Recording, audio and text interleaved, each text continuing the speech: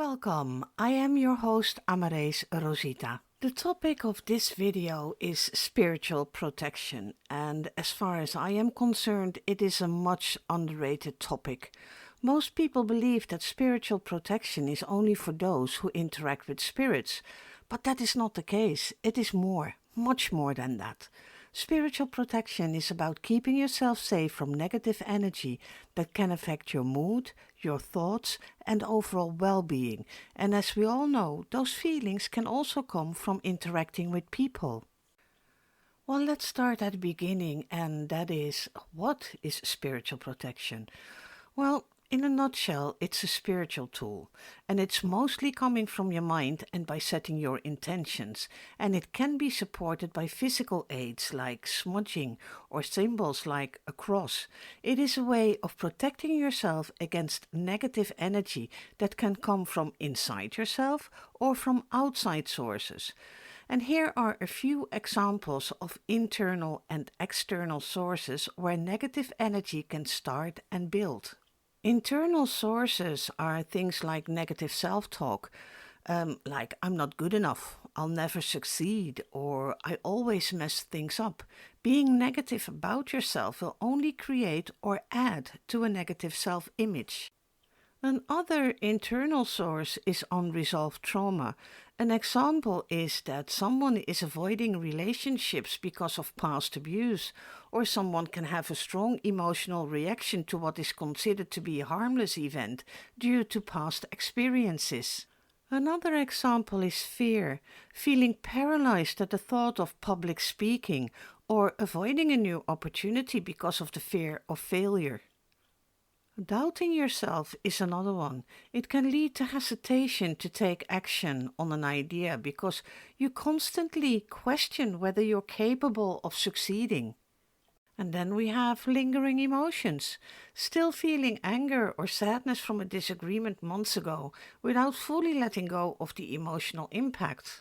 You most likely can come up with several examples similar to the ones I just mentioned, but you get the general idea. All this can weaken your energy field, making you more vulnerable to external influences. How you feel on the inside, it plays a significant role in shaping the energy you attract and repel, but there are also external factors that can influence your energy. Here are a few examples of external factors. Energetic imprints left in a space is one of those external factors. And that can be a house, a room, or even a workplace where at one point there were or even are scenes of deep emotions, leaving a lingering sense of sadness or tension that can be felt by anyone entering that space. And then there are the environmental influences. That is, for example, a home built near a former battlefield where the surrounding energy could contribute to feelings of unease or unrest in the area, influencing the residents' emotions.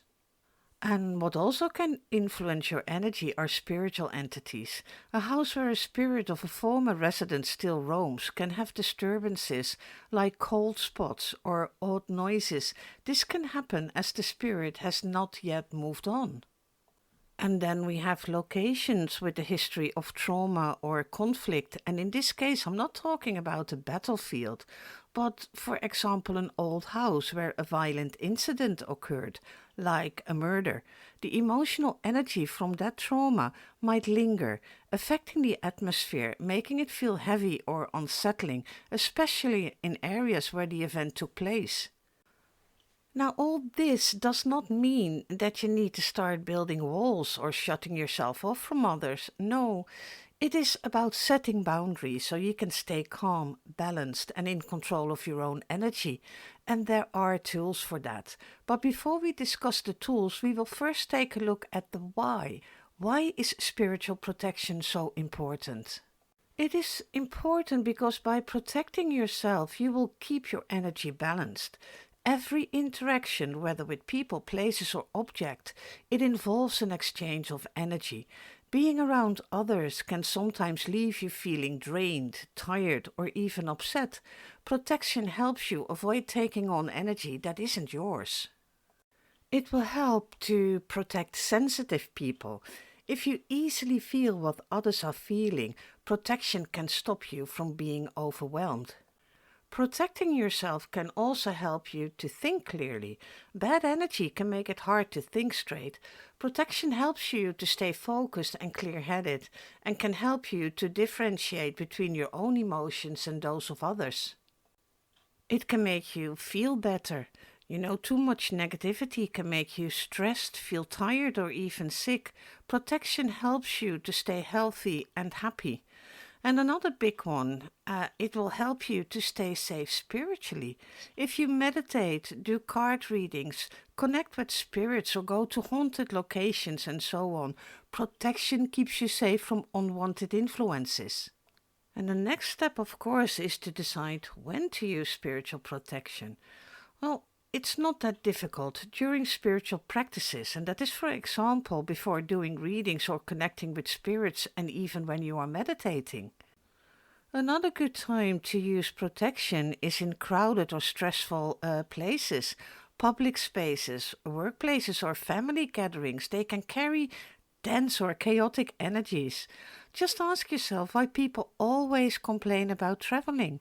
A good example is the airport. There's so much stress, fear, and irritation on an airport that it's almost impossible not to be affected by it if you are a sensitive person, so protection is vital.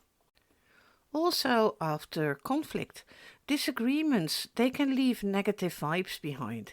If you know you are going into a conflict situation, like meeting with friends who are in the middle of a divorce, think about how drained you would feel after the meeting.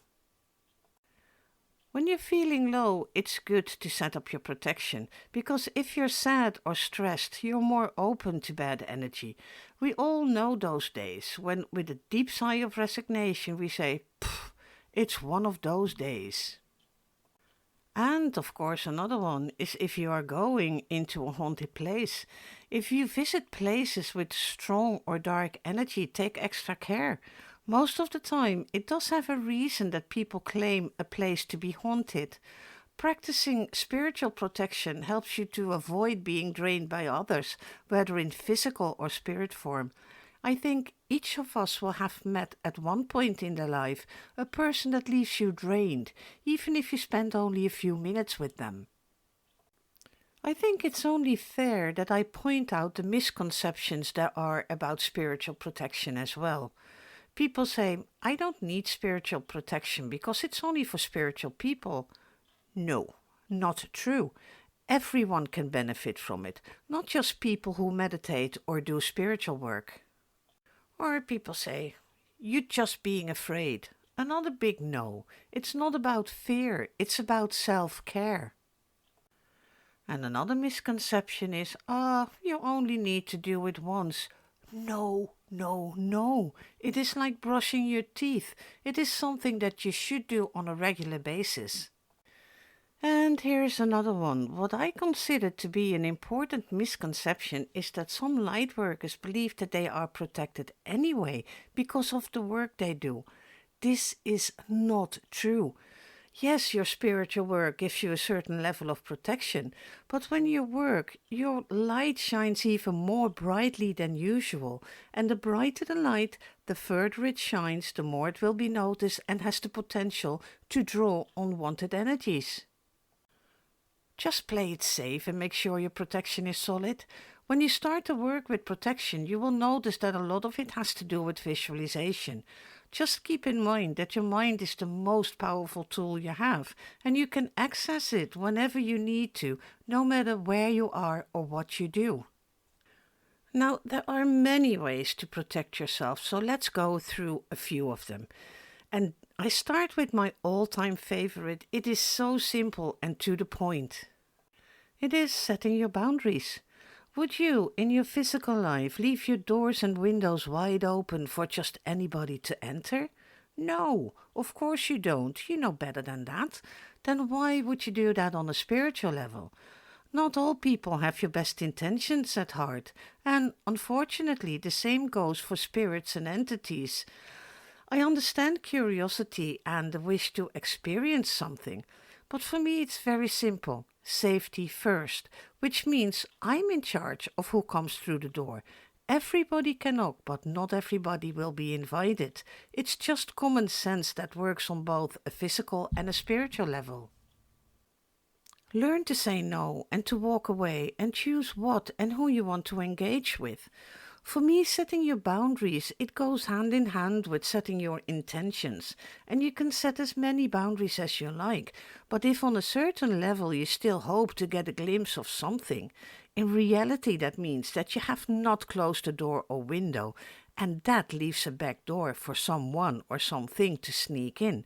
So make sure your boundaries are sealed shut by setting your intention.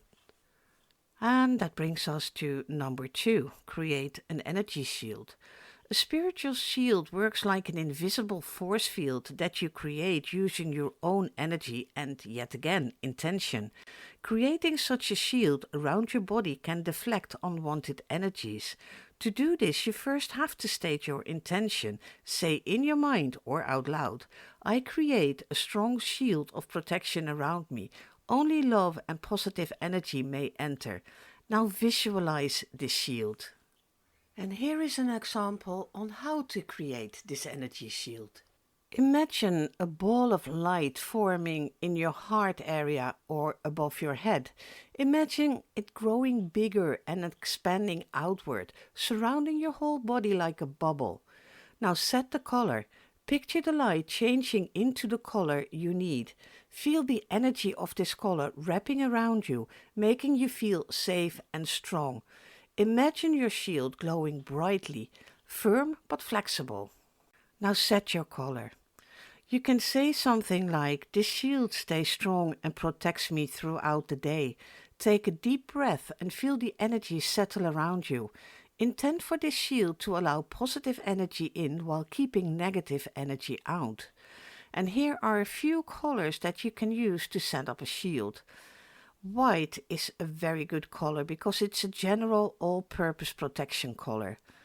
Blue is calming and protective, especially for emotional or verbal attacks. And then there's green, a healing shield that protects against draining energies and it helps to restore balance. And then there's purple, useful against psychic attacks and unwanted spiritual influences. Number 3, let's perform a cleansing. Cleansing removes bad energy that you might have picked up. And here are just a few examples. You can burn sage or palo santo and let the smoke clear your space. You can take a bath with salt or use a salt scrub in the shower. Imagine a waterfall of light washing away all negativity. Yes, imagine. It's again your imagination, but it can be a very, very powerful tool. Number 4 is use crystals. I have to admit that I'm not very knowledgeable about crystals, so I checked with my friend Wilma from Tarot Angel, who has a deep knowledge and understanding of crystals, and here is Wilma's advice for the top 3 crystals for spiritual protection, which are easy to get and affordable. Obsidian. Great ability to absorb negative energy, but it needs cleansing as it will crack. It's a lava stone that gets solidified in the air when a volcano erupts, so there's no time to form a crystalline structure. It resembles glass. And then there's black tourmaline. I hope I pronounce it correctly, but this transmutes negative energy into positive energy. And like selenite, it doesn't need cleansing. And then there's clear quartz. Clear quartz sends energy and light sideways and amplifies what's next to it. It is great as a pendant worn on the heart chakra, and it deflects negative energy and is great in crowds. Other useful crystals are smoky quartz, tiger's eye, onyx and hematite. Number 5 is asking for help. Whenever I do my readings or go into a situation that might involve encountering spirits or other energies, I call upon my angels and guides. You can also call upon deities you resonate with for their assistance. I do nothing without asking my angels and guides to protect me, my clients, and all who are involved, either in spirit or physical form. and I ask my angels and guides to be present when I give a reading. I also ask them to protect my home on the physical, spiritual, and energetic level. Number 6 is grounding. It connects you to the earth's stabilizing energy, creating a strong foundation for protection. Simple grounding methods include visualizing roots extending from your feet deep into the earth, and imagine all your stress and negativity to flow away from you to be absorbed and dealt with by the earth. Another one is walking barefoot on natural surfaces like grass or soil. And again, it comes down to the power of the mind. And I cannot say it enough. Do not underestimate the power of your mind. Thoughts are energy, and by thinking or imagining, you create. It is up to you whether you create something positive or something negative. Number 7 is use symbols like a cross or a Hamsa hand or the Eye of Horus or any other symbol that you connect with. Symbols have their own specific power because they have been used with a certain purpose. The decades and centuries in some cases they have been used for that purpose have solidified their power. If you like working with symbols, it is best to use a symbol which origin and belief system resonates with your own. And number 8, which I find very important, is friends. If you work or are interested in the spiritual side of things, chances are you have friends who are in the same line of work as you or have the same interest as you have. Either way, don't hesitate to ask any of them to help you if you feel you need protection. Talk, discuss, listen and learn. And here's just a quick sidestep. I just have to say this and just consider it to be a little piece of advice. Do not dabble or mess around with what you do not know or understand. Do your research, and if you are in doubt of what you need protection for or against, check with the people you trust. You will find that they are more than willing to help you or at least nudge you in the right direction. Spiritual protection is a simple way to take care of your energy and emotions. Try to make your protection part of your routine, whether it is before you drive to work or interact with others, going into a challenging conversation, but most definitely when you are going to interact with spiritual energy or spirits. There are many more ways to protect yourself other than the ones I have just mentioned. So try different methods to see what works best for you and trust your instincts. You know what is best for you. Well, that's it for this video. There is so much more to this topic than what I touched upon in this video. But I have tried to keep it simple and stick to the basics. But as always, if you have any questions, you can always ask me. The same goes if there is a subject you would like to see a video of. And in the meantime, I am working on expanding the Spirituality Plain and Simple series, but it takes time, a lot of time. So be patient, and I would really appreciate it if you would share with your friends and give me a like. And please subscribe, it truly does make a difference. Okay, that's it for now. Bye.